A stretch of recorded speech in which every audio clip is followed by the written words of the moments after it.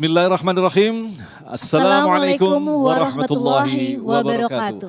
Alhamdulillahirabbil alamin. Allahumma shalli ala sayyidina Muhammad wa ala ali sayyidina Muhammad. Puji syukur kepada Allah yang mempertemukan kita kembali dalam majelis yang kita cintai, Majelis Ilmu Damai Indonesiaku yang kali ini kembali disiarkan secara langsung dari Masjid Al-Muhajirin Jalan Zeni, Komplek KPAD Jatiwaringin, Cipinang Melayu, Jakarta. Alhamdulillah dalam kesempatan kali ini tentu saja seperti biasa saya tidak hadir sendirian, telah hadir tengah-tengah kita Syasha Sabrina. Assalamualaikum Sasa. Waalaikumsalam Mas Agung. Apa sehat? kabar? Alhamdulillah. Tema hari ini bisa dikatakan ngeri-ngeri sedap. Betul, dan sangat lekat dengan kehidupan sehari-hari ya Mas Agung. That's right. Insya Allah kita akan mendapatkan pemahaman dari guru-guru kita nanti. Siapa saja yang akan tampil hari ini? Hari ini guru kita telah hadir bersama Kiai Haji Jujun Junaidi, Kiai Haji Sumarno Syafi'i, dan Ustadz Aswan Faisal. Yang akan membahas tema pada hari ini yaitu sosok pemimpin dalam Islam. Dalam Islam, jadi konteksnya adalah pemimpin yang kita sandarkan dalam aturan-aturan Islam. Ya. Nah nanti tentu saja bagi pemirsa yang ingin mengajukan pertanyaan, barangkali sanggahan atau apapun, ada nanti segmentasi tanya jawab. Betul ya. sekali. Baik, pemirsa inilah Damai Indonesiaku yang dipersembahkan oleh Sarung Wadimor, tentu sarung kita. Selamat mengikuti. Silakan.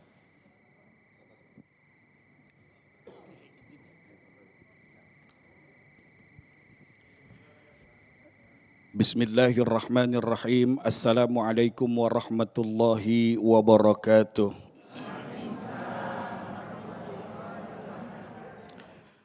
Alhamdulillahi rabbil alamin. Wabihi nasta'in ala umurid dunya waddin. Wassalatu wassalamu ala nabiyil karim sayyidina Muhammadin. Wa ala alihi wa sahbihi ajma'in amma ba'du. Pemirsa dimanapun Anda berada dan juga hadirin dan hadirat yang Allah takdirkan kita berada di tempat yang paling mulia di atas permukaan bumi ini, yaitu rumah Allah.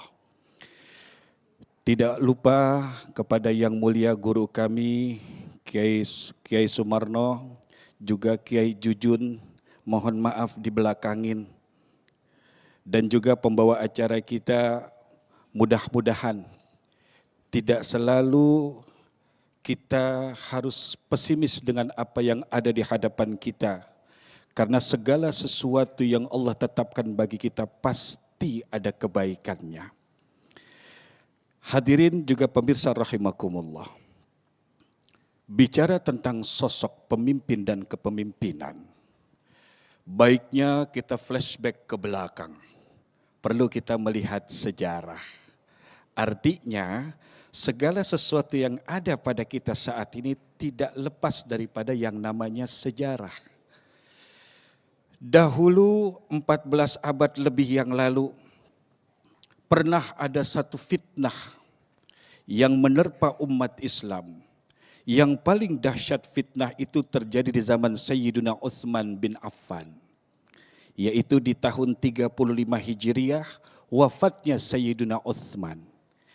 Ini pun beliau wafat asbab fitnah, asbab kepemimpinan, asbab yang dipimpinnya.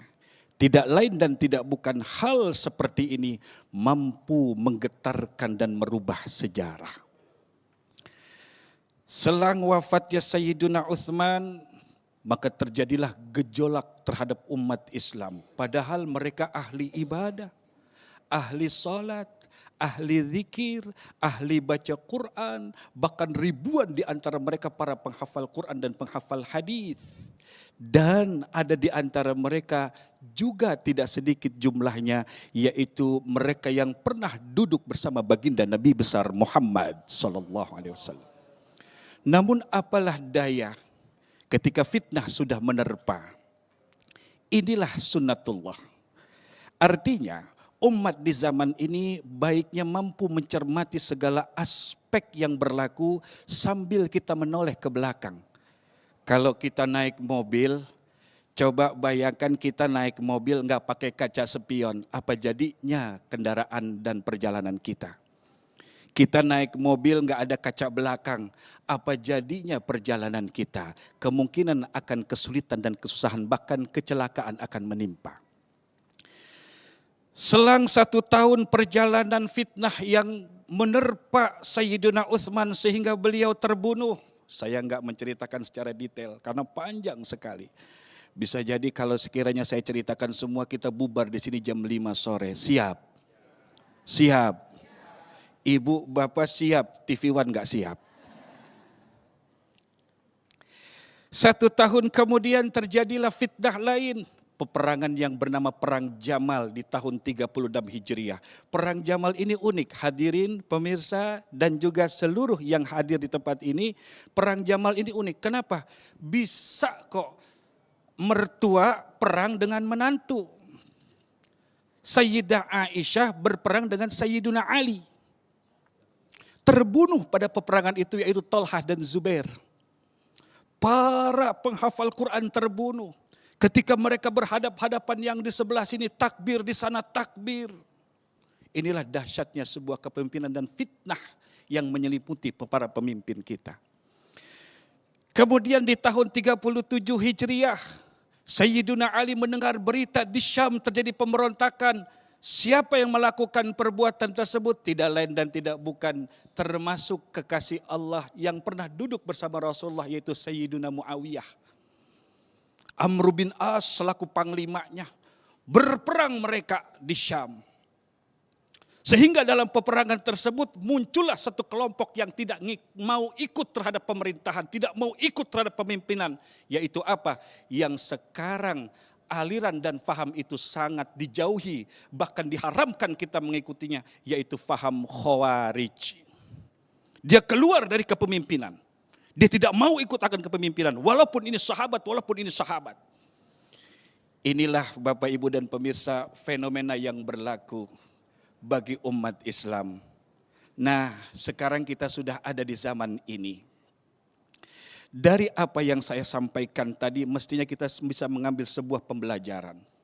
Bahwa umat Islam selalu dicerdaskan oleh hal-hal yang membuat mereka berselisih. Saya bicaranya dicerdaskan ya, bukan bertengkar terus. Dicerdaskan. Karena itu ulama menerangkan kepada kita bahwa pemimpin ini adalah satu sosok yang sangat penting. Apalah artinya, apalah jadinya sebuah wilayah, sebuah daerah bila tanpa seorang pemimpin. Pak, Bu, pemirsa, jangankan negara yang besar, rumah tangga kalau enggak jelas pemimpinnya siapa, bisa jadi itu rumah tangga bertengkar melulu. Kata istrinya, saya pemimpin. Kata suaminya, saya pemimpin. Tapi begitu Al-Quran menerangkan, ar-rijalu qawwamuna 'alan nisa, maka para wanita taat dan patuh tunduk kepada Allah karena takut akhirnya dia menjadikan suaminya sebagai seorang pemimpin. Karena itu kata Allah dalam Quran, a'udzubillahi minasyaitonir rajim. Ati'ullah wa ati'ur rasul wa ulil amri minkum. Taati Allah yang pertama dan taati Rasulullah yang kedua, wa ulil amri minkum, dan para pemimpin-pemimpin di antara kamu. Yang unik kalau kita sedikit membedah ayat ini, kalimat ati Allah tidak ada pada kalimat wa atiul amri minkum, enggak ada. Tetapi ketaatan kepada al-amru minna, para pemimpin di antara kami itu adalah mengikuti daripada Rasul dan Allah.